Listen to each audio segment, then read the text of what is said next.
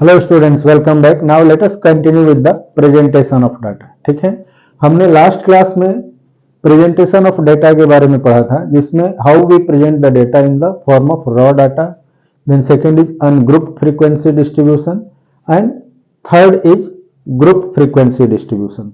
सो already हमने ungrouped frequency distribution और raw data के बारे में पढ़ चुका है।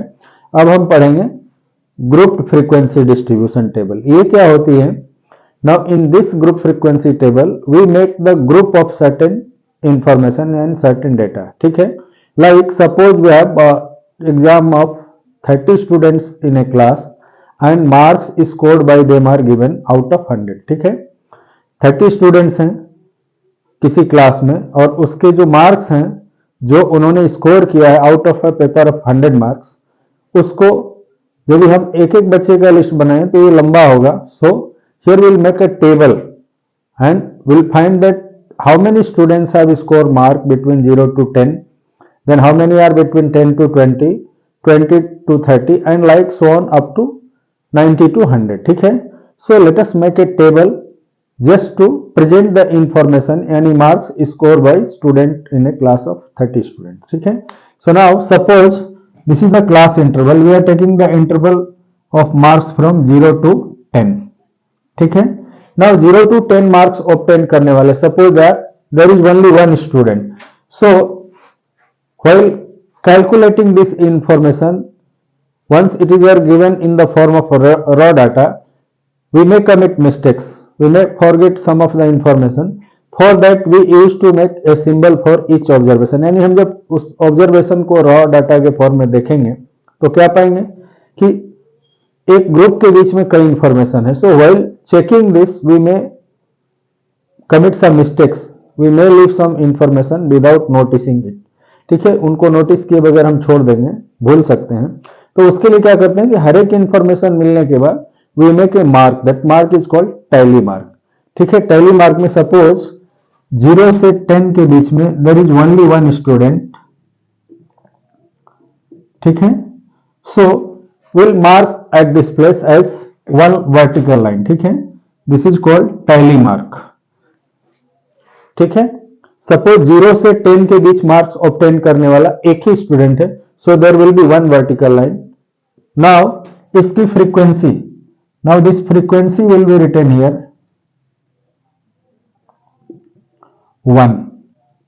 1 मार्क्स ऑब्टेन करने वाला स्टूडेंट सिर्फ एक है, सॉरी 10 मार्क्स से कम, 0 से 10 के बीच मार्क्स ऑब्टेन करने वाला स्टूडेंट ओनली वन है। ठीक है, now let us see, suppose there are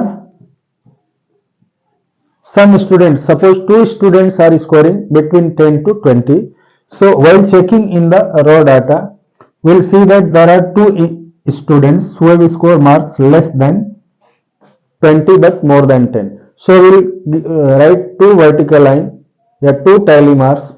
This is the symbol for 2 students who scored marks between 10 to 20. ठीक है, सो इस फ्रीक्वेंसी को हम यहाँ क्या लिखेंगे 2, यानी 10 से 20 के बीच मार्क्स ऑब्टेन करने वाले स्टूडेंट कितने हैं 2।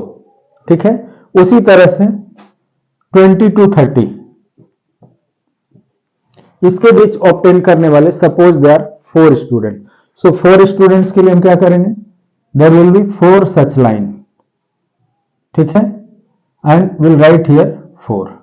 ठीक है, उसी तरह से suppose 30 to 40, next group is 30 to 40, उसमें मार्क्स ऑब्टेन करने वाले स्टूडेंट की संख्या यदि 5 हो, सपोज 30 to 40 के बीच there are 5 student.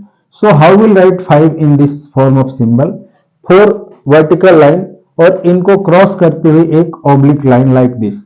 This is the symbol to denote a bunch of 5 student. ठीक है, यानी ये 5 स्टूडेंट हैं एंड हियर फ्रीक्वेंसी इनकी 5 होगी। ठीक है, नाउ सपोज 40 to 50 के बीच में there are 3 students. So 40 to 50 3 students are there, we'll write 3 vertical line as a tally marks and here we'll write 3. ठीक है, now 50 to 60, suppose there are 6 students, so here 50 to 60 6 students. So how we write 6 students in tally mark? This is a bunch of 5 students. Now next will be here 1, ठीक है, and here we'll write 6. Now suppose 50 to 60 होगा, 60 to 70 के बीच में suppose there are 3 students. So here 60 to 70 there are 3 students. So 3 marks, tally marks, and here we'll write 3. Likewise 70 to 80 इसके बीच में suppose there are 4 students. So we'll write here 70 to 80 4 students के लिए ये tally mark, and here we'll write 4. उसी तरह से suppose there are 80 to 90 इसके बीच में there is only one student, ठीक है, who will score marks between 80 to 90. So here we'll write one line, and here also we write 1. Likewise suppose 90 to 100 के बीच there is only one student and his score mark like this, ठीक है.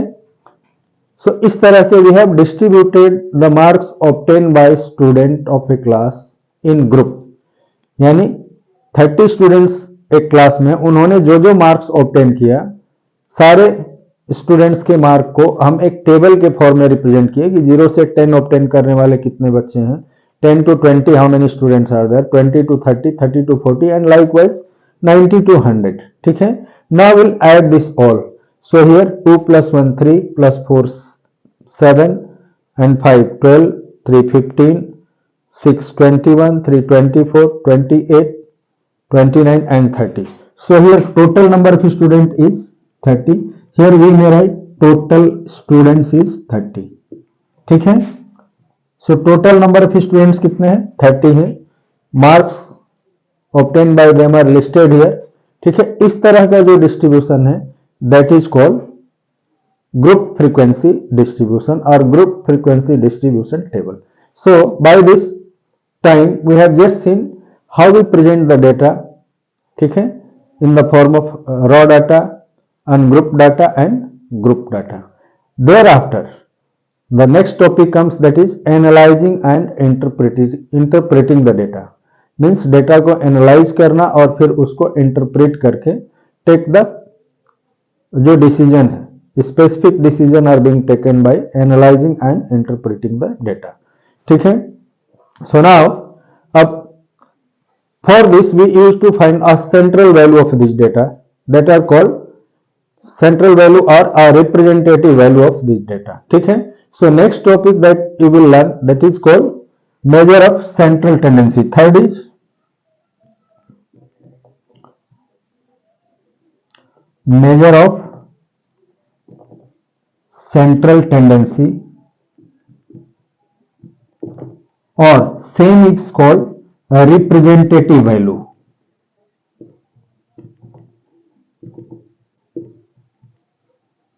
ठीक है. Measure of a representative value means we will find a value that represents the whole data, ठीक है. And वो क्या होंगे central value? that is mean, median and mode, ठीक है. जो सेंट्रल वैल्यू हम पढ़ेंगे उसमें मीन, मीडियन एंड मोड है. मीन क्या है? that is basically the average of all the data. उसको कैसे निकालते हैं? For that we add all the observation and divide by number of observation, ठीक है. Means sum of all observation by number of observation is called mean or average of this data, ठीक है. उसके बाद next topic is median. So हम यहाँ क्या क्या पढ़ेंगे मेजर ऑफ सेंट्रल टेंडेंसी में? First will be mean, that is, or this is also called average. Denoted by, इसको कैसे डिनोट करते हैं? एक्स बार से. And how we calculate it? That is sum of all observation. xi denotes each observation. Suppose there are n observation, so यहाँ x1, x2, x3 से xn तक के observation के सम को will denote by the symbol xi, where i equal to 1 to n, यानी 1 से लेकर n तक के सारे ऑब्जर्वेशन का सम है, divided by total number of observation, यानी n ऑब्जर्वेशन है, सो पूरे सम को हम n से डिवाइड करेंगे. दिस इज कॉल्ड मीन और एवरेज ऑफ द ऑब्जर्वेशन, ठीक है. तो एक सेंट्रल वैल्यू मीन हो गई, दूसरी सेंट्रल वैल्यू क्या है? Median. Just will write here second central value is median. Median क्या होता है?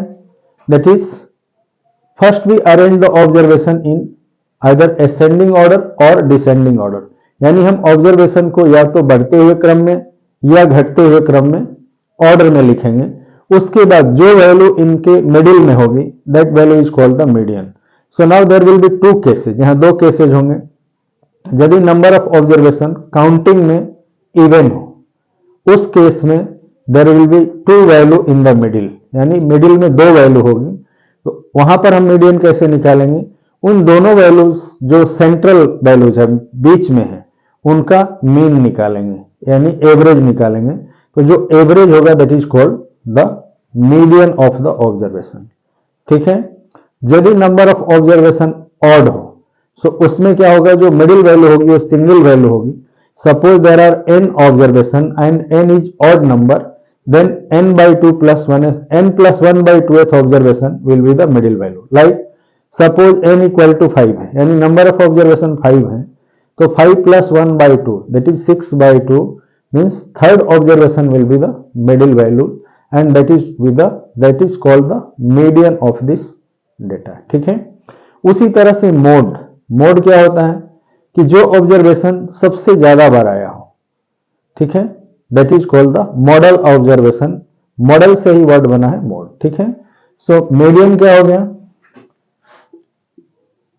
Middle value of the observation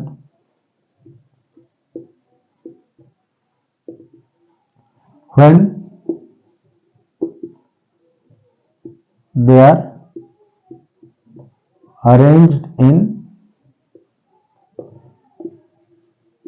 ascending or descending order.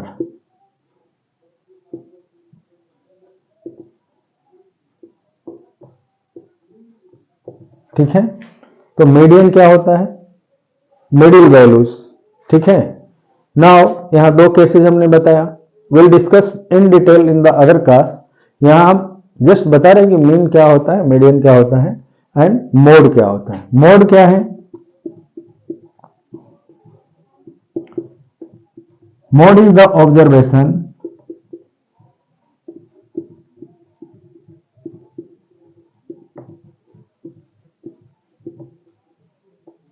which frequency is highest.